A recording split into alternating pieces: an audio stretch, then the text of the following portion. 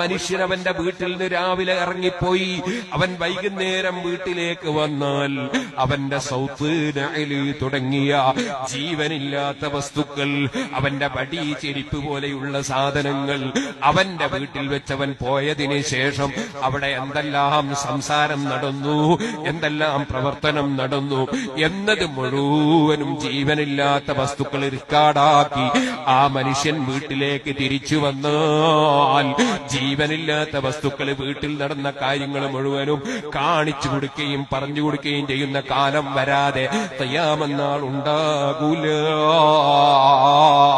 നിങ്ങളൊന്ന് ചോദിക്കൂ, യുക്തിവാദികളോട്, നിരീശ്വരവാദികളോട്, മതവിരോധികളോട്, നബിതങ്ങളെ വിമർശിക്കുന്നവരോട്, ശരീഅത്തിന്റെ വിരോധികളോട്, മതത്തിന്റെ നിയമങ്ങളെ ചോദ്യം ചെയ്യുന്നവരോട് ചോദിക്കൂ.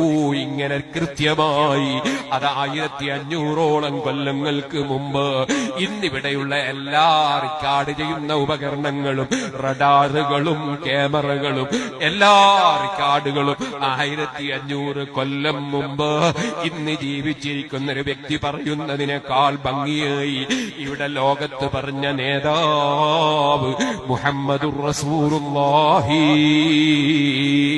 സ്വല്ലല്ലാഹു അലൈഹി വസല്ലം, അവിടുന്ന് സുൽത്താനുദ്ദുനിയാ വൽ ആഖിറ, ദുനിയാവിന്റെയും ആഖിറത്തിന്റെയും സർവ്വ നിലക്കുള്ള രാജാവുമല്ലയോ. ആ രാജാവിന്റെ കൂടെ ഇരുന്നവരാ സഹാബത്ത്, ആ രാജാവിന്റെ അനന്തരക്കാരാ അലിമീങ്ങള്, ആ രാജാവിന്റെ സന്താന പരമ്പരകളാണ് അഹ്ലുൽ ബൈത്ത്. അവരെ എല്ലാം പരിഗണിക്കണം, അംഗീകരിക്കണം, സ്നേഹിക്കണം, ആദരിക്കണം. അവിടെ പാർട്ടി നോക്കിയല്ല, സംഘടന നോക്കിയല്ല, കുടുംബം നോക്കിയല്ല, കബീല നോക്കിയല്ല. നബി കുടുംബം എന്ന നിലക്ക് സ്നേഹിക്കണം, പണ്ഡിതൻ എന്ന നിലക്ക് ആദരിക്കണം, പ്രായമുള്ളവരെന്ന നിലക്ക് ബഹുമാനിക്കുന്നത് പോലെ, ഓ സുഹൃത്തുക്കളെ, ബാപ്പ ഉമ്മ എന്ന നിലക്ക് ആദരിക്കുന്നത് പോലെ ആദരിക്കണം. മൻസിലുന്നാസ മനാസിലഹും, അവരവരുടെ സ്ഥാനം അവരവർക്ക് വകവെച്ചു കൊടുക്കണം. ഒരു പണ്ഡിതനായ സയ്യിദാണോ, എന്നാൽ ദീനീ കാര്യങ്ങളിൽ അദ്ദേഹത്തെ അവലംബിക്കണം. നേരെ മറിച്ച് കിതാബൊന്നും ഓതിയിട്ടില്ല, ആള് സയ്യിദാണ്, അദ്ദേഹം കിതാബൊന്നും ഓതിയിട്ടില്ല, അങ്ങനത്തെ ആളുകളെ ദീനീ വിഷയത്തിൽ നമ്മൾ അവലംബിക്കരുത്. എന്ന് പറഞ്ഞാൽ അദ്ദേഹത്തോട് മസല ചോദിച്ച് തങ്ങളല്ലേ എന്ന് വെച്ച് മസല ചോദിക്കാൻ പറ്റുമോ? കിതാബ് ഓതിക്കാൻ നോക്കണം, വിവരണ്ടോ നോക്കണം, മുദ്രിസാണോ നോക്കണം. അതുപോലെ ഒരു നിക്കാഹിന് നേതൃത്വം കൊടുക്കാൻ വിളിക്കുകയാണ്, നിക്കാഹിന് നേതൃത്വം കൊടുക്കാൻ, നിക്കാഹിന് ഒരുപാട് ഷർത്തും ഫർളുകൊണ്ട് ഒരുപാട് നിബന്ധന ഉണ്ട്. ആലിമായ സയ്യിദാണോ നോക്കണം. സയ്യിദായതുകൊണ്ട് മാത്രം നമ്മൾ നിക്കാഹിന് വിളിച്ചാൽ ചിലപ്പോ ഇയാൾക്ക് മസല അറിയില്ലെങ്കിൽ നിക്കാഹിന് കുഴപ്പം വരും. ഞാൻ തമാശ പറഞ്ഞതല്ല. ഞാനൊരിക്കലും ഒരു നിക്കാഹിന് പങ്കെടുത്തു, ഞങ്ങൾ കുറെ ആളുകളുണ്ട്. അപ്പൊ നിക്കാഹിന് പങ്കെടുത്തു, ഒരു വയസ്സായ ഒരാൾ വന്നു. ഞാൻ ചോദിച്ചു അവിടുന്ന് വന്ന ഖതീബിനോട്, ഞാൻ ചോദിച്ചു ഇയാൾ ബാപ്പയാണോ? അല്ല, ബാപ്പാന്റെ അനിയനാണ്. ഞാൻ ചോദിച്ചു ബാപ്പയില്ലേന്ന് ചോദിച്ചു. ബാപ്പ മരിച്ചുപോയി.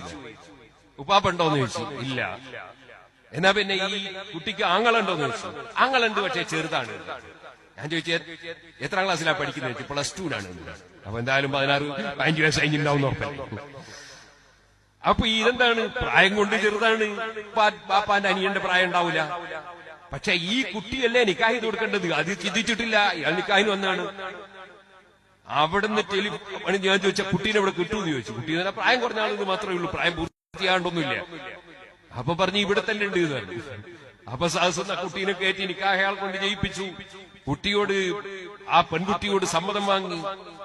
അപ്പോ ബാപ്പ മരിച്ചുപോയ കുട്ടീനെ നിക്കാഹ് ചെയ്യുമ്പോ ആ കുട്ടിക്ക് പ്രായത്തണം, അവരോട് സമ്മതിക്കണം, ഒരുപാട് നിബന്ധന ഉണ്ട്.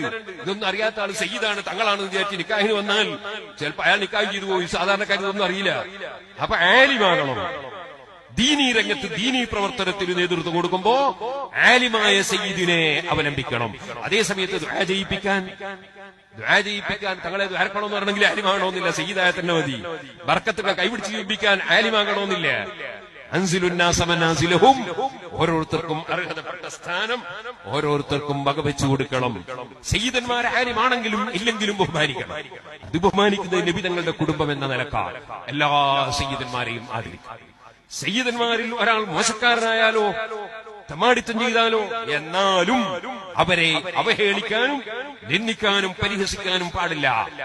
ബഹുമാനപ്പെട്ട അബ്ദുല്ലാഹി ഇബ്നുൽ മുബാറക് റളിയല്ലാഹു അൻഹു കുതിരപ്പുറത്ത് അന്തസ്സിലിപ്പുകയാണ്, വലിയ ആലിമാണ്, ഇമാമാണ്, വലിയ മഹാനാണ്. ഇങ്ങനെ പോയിക്കൊണ്ടിരിക്കുമ്പോ ഒരു സയ്യിദ്, ആ സയ്യിദ് നല്ല ലെവലില്ല, കുറച്ച് ലഹരിയിലാണ്. ആ സയ്യിദ് ഇങ്ങനെ വരിക, ചെറുപ്പക്കാരനാണ്.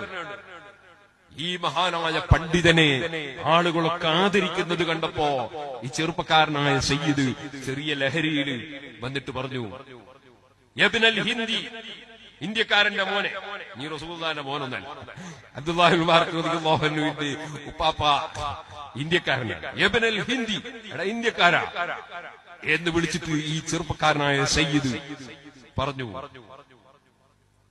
അല്പം ഞാൻ അല്ലാഹുവിന്റെ റസൂലിന്റെ മോനാണ്, എന്തേ നിങ്ങൾ ഇങ്ങനെ എനിക്ക് ആദരവും സ്നേഹവും എന്താ കിട്ടാത്തത് എന്നർത്ഥം വരുന്ന ഒരു ചോദ്യം ചോദിച്ചു. മഹാനായ അബ്ദുല്ലാഹി ഇബ്നുൽ മുബാറക് റളിയല്ലാഹു അൻഹു അത് കേട്ടപ്പോൾ പരസ്യമായി അങ്ങ് പ്രതികരിച്ചുപോയി. പരസ്യമായി ആ ചെറുപ്പക്കാരനായ സയ്യിദിനോട് അങ്ങ് പറഞ്ഞുപോയി. എന്താ പറഞ്ഞത്? പറഞ്ഞതിൽ അന്നി അഅമലു ബിമാ അമില ബിഹി ജദ്ദുക സല്ലല്ലാഹു അലൈഹി വസല്ലം അമറ വനഹാ, ഞാൻ നിങ്ങളെ ഉപ്പാപ്പ കൽപ്പിച്ചതനുസരിച്ച് പ്രവർത്തിക്കുന്നു, ഉപ്പാപ്പ പഠിപ്പിച്ചതനുസരിച്ച് ജീവിക്കുന്നു. വഅൻത ലാ തഅമൽ, നിങ്ങൾ ഉപ്പാപ്പയാണ് എന്ന് പറഞ്ഞിട്ടേ ഉള്ളൂ, നിങ്ങൾ ഉപ്പാപ്പ ചെയ്ത പോലെ ചെയ്യുന്നില്ല, സ്വഭാവമില്ല, ആ ശൈലിയില്ല, അമലില്ല. ലാ ജറമ അന അലാ ഹാദൽ ഹാൽ, അതുകൊണ്ട് ആളുകൾക്ക് എന്നെ ആദരിക്കുകയും ബഹുമാനിക്കുകയും ചെയ്യുന്നു, നിങ്ങൾ ആളുകൾ വകവെക്കാത്തതിന്റെ കാരണം ഇതാണ് എന്ന് അബ്ദുല്ലാഹി മുബാറക് റളിയല്ലാഹു അൻഹു അങ്ങ് പറഞ്ഞുപോയി. അന്ന് രാത്രിയിൽ ഹബീബ് മുഹമ്മദുർ റസൂലുള്ളാഹി സ്വല്ലല്ലാഹു അലൈഹി വസല്ലം തങ്ങളെ സ്വപ്നത്തിൽ കണ്ടു. നബി സ്വല്ലല്ലാഹു അലൈഹി വസല്ലം തങ്ങളെ ചോദിക്കുകയാണ്. അതേ നബി സല്ലല്ലാഹു അലൈഹി വസല്ലം തങ്ങളെ സമീപത്തേക്ക് ചെന്നപ്പോ നബിതകളുടെ മുഖം വിവർണമായി കാണുന്നു. സാധാരണ കാണും പോലെയുള്ള പ്രസന്ന മുഖം കാണുന്നില്ല. അബ്ദുല്ലാഹി മുബാറക് പേടിച്ചുപോയി ചോദിക്കുകയാണ്, മാലിയറാക മുതഗയ്യിറൻ അലയ്യ, എന്നോട് എന്താണ് നബിയെ തങ്ങൾക്ക്? എന്റെ തെറ്റെന്താണ് നബിയെ? ആ സമയത്ത് നബി തങ്ങളെ മർമ്മമാദമ്പി അവിടുന്ന് മറുപടി വരാൻ,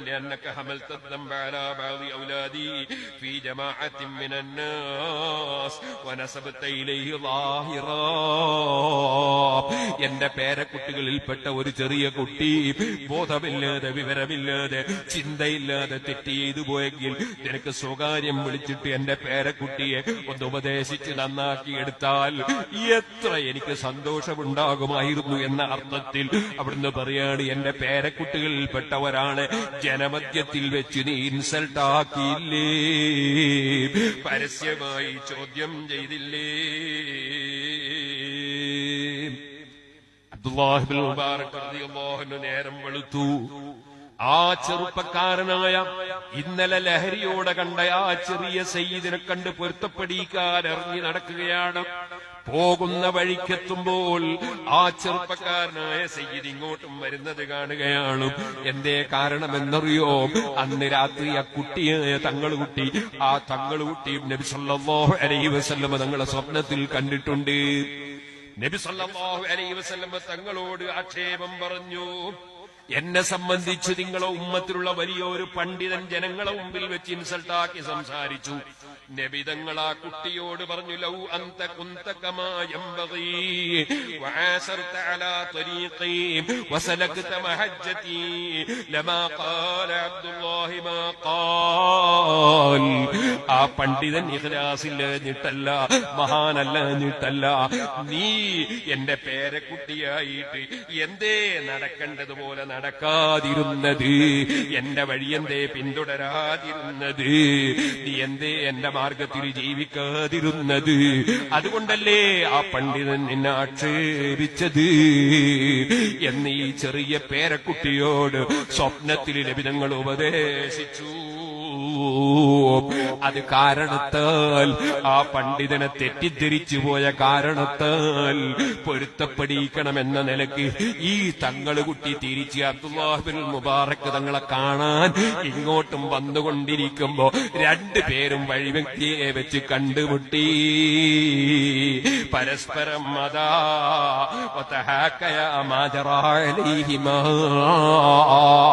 രണ്ടാൾക്കും നടന്ന സ്വപ്നവും സംഭവവും പരസ്പരം ഉദ്ധരിച്ച് പറഞ്ഞുകൊണ്ട് അതാ തൗബ ചെയ്യുന്നു. സുഹൃത്തുക്കളെ, ഒരു സയ്യിദിന്റെ അടുക്കൽ മോശം കണ്ടാൽ പോലും പരസ്യമായി ചോദ്യം ചെയ്യാനോ വാട്സപ്പിലിടാനോ നിന്ദിക്കാനോ അവമതിക്കാനോ എത്ര വലിയ പണ്ഡിതനായാലും അതാ അങ്ങനെ ഒന്ന് തോന്നിക്കൂടാ. വളരെ ബന്ധപ്പെട്ടതാണ് മുഹമ്മദ് റസൂലുള്ളാഹി സ്വല്ലല്ലാഹു അലൈഹി വസല്ലം തങ്ങളുള്ള സ്നേഹവും ഈമാന്റെ അടിസ്ഥാനവുമായി അഹ്ലു ബൈത്തിനോടുള്ള സ്നേഹവും ഉലമാഇനോടുള്ള സ്നേഹവും സഹാബത്തിനോടുള്ള സ്നേഹവും എന്ന് ഓർമ്മപ്പെടുത്തി ഞാൻ എന്റെ വാക്കുകൾ നിർത്തട്ടെ.